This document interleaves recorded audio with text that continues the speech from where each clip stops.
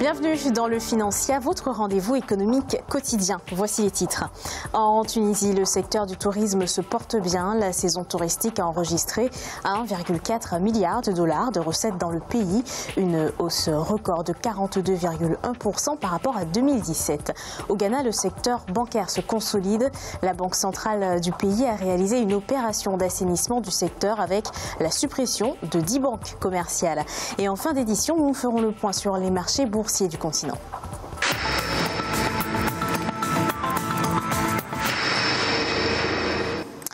Boom touristique en Tunisie avec 8,3 millions d'entrées touristiques. Le pays a récolté 1,4 milliard de dollars, des recettes qui représentent une hausse de 42,1% par rapport à 2017. Prochain objectif pour le pays, atteindre les 9 millions de touristes en 2019. Ange Bijonomenio. Le secteur du tourisme a nettement progressé tout au long de l'année 2018 en Tunisie. La saison touristique a enregistré 1,4 milliard de dollars de recettes, soit une hausse record de 42,1% par rapport à 2017.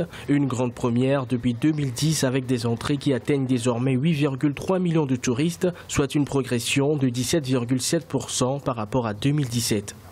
L'économie tunisienne est solidement assise sur les recettes touristiques parce que la Tunisie est un pays à vocation touristique, c'est un pays d'attraction et un pays qui donne pour l'instant des garanties sécuritaires comparables et attractives permettant d'attirer le maximum de tourisme. Dans le détail, ce sont les touristes maghrébins, 4,3 millions, soit 11% de plus qu'en 2017, qui ont fait booster le nombre de touristes dans le pays au cours de l'année 2018. Le pays compte surfer sur la vague pour atteindre l'objectif des 9 millions de touristes pour la saison 2019. Qu'est-ce que la Tunisie devrait faire pour améliorer davantage sa compétitivité et son offre touristique? Le premier point, c'est l'amélioration de l'écotourisme. La deuxième chose serait d'augmenter la qualité du tourisme de conférence. La troisième chose, c'est que la Tunisie devrait améliorer sa structure sécuritaire. Pour atteindre ces niveaux de performance, les autorités du pays comptent mettre en confiance les marchés européens et asiatiques, ainsi que les Tunisiens résidant à l'étranger. En 2017, le tourisme pourvoyeur de 500 000 emplois a représenté près de 7% du PIB, une manne cruciale pour l'économie du pays.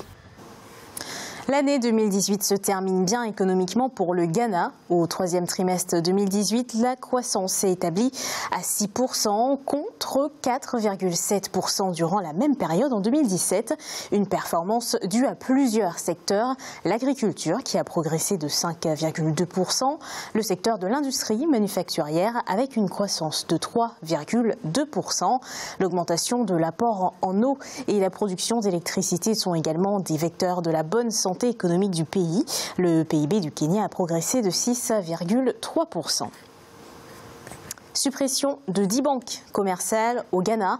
Sur 33, elles ne sont plus que 23. Une opération menée par la Banque centrale du pays. L'objectif visé, permettre une consolidation du secteur bancaire. Les explications d'Ange Bijonomenio.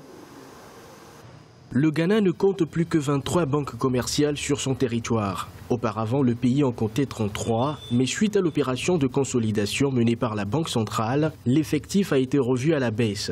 Pour les 10 banques non comptabilisées, le capital déclaré fixé à environ 90 millions de dollars n'a pas été atteint. La directive sur le capital minimum faisait partie des mesures réglementaires visant à renforcer le secteur bancaire et à le rendre plus résistant aux chocs, ainsi qu'à aider les banques à se repositionner afin de mieux répondre aux besoins croissants de l'économie ghanéenne. Selon la Banque centrale du Ghana, cette opération de consolidation a pour objectif d'assainir le secteur bancaire du pays. Une opération qui aurait coûté 12 millions de dollars à l'État ghanéen. En matière de politique monétaire, le gouvernement ou la Banque centrale doit exiger, entre autres, des banques commerciales deux dispositions fondamentales. Premièrement, la constitution d'un capital important. Deuxièmement, la constitution des réserves obligatoires d'au moins 15 à 20% au niveau de la Banque centrale. Ces deux conditions sont des préalables pour financer l'économie à travers les prêts au secteur privé. Dans le cas de faillite, si le secteur n'est pas du tout assaini, le rôle de l'État est de venir en aide pour recapitaliser la banque commerciale. Il doit désintéresser les petits déposants, suivi d'un plan social pour les travailleurs. Pour ne pas en arriver là, il faut assainir le secteur. Pour être en règle avec la Banque centrale, les banques commerciales ont procédé de différentes manières. 3 d'entre elles ont fusionné et les autres y sont parvenues grâce à l'injection de fonds propres. Le Cameroun est leader dans l'octroi des crédits à l'économie dans la zone CEMAC. La Banque des États de l'Afrique centrale indique que les banques du pays arrivent en tête du volume de crédit avec plus de 3 372 milliards de francs CFA, un taux en hausse de plus de 8%. Plus de 130 000 dossiers de demande de crédit ont été effectués par le pays. Les plus grands bénéficiaires sont les grandes entreprises à 73%, les PME n'ont reçu que 14%, et les particuliers 4,5%. Au Maroc, la croissance ralentit, c'est ce qu'indique le Haut Commissariat au Plan. Dans ses prévisions, l'institution affirme que la croissance de l'économie nationale devrait connaître un ralentissement au premier trimestre 2019, un recul qui serait directement lié à la filière agricole. Le ralentissement des activités non agricoles aurait aussi impacté l'économie nationale. Écoutons les prévisions de l'institution marocaine. Compte tenu de la régression de la valeur ajoutée agricole, la croissance économique nationale serait de 2,5% au premier trimestre 2019, au lieu de 3,3% à la même période une année auparavant. Le rythme de croissance des activités hors agriculture aurait décéléré, passant de 3,4% au quatrième trimestre 2017 à 2,6% au même trimestre de 2018. Un ralentissement qui a également impacté l'économie nationale. Il est à présent l'heure de faire le point sur les marchés boursiers du continent. En Afrique australe et océan Indien, la bourse de Maurice était en baisse de 0,12%. L'indice All-Share de Johannesburg progressait de 1,03%. L'indice de Nairobi enregistrait une baisse de 1,92%.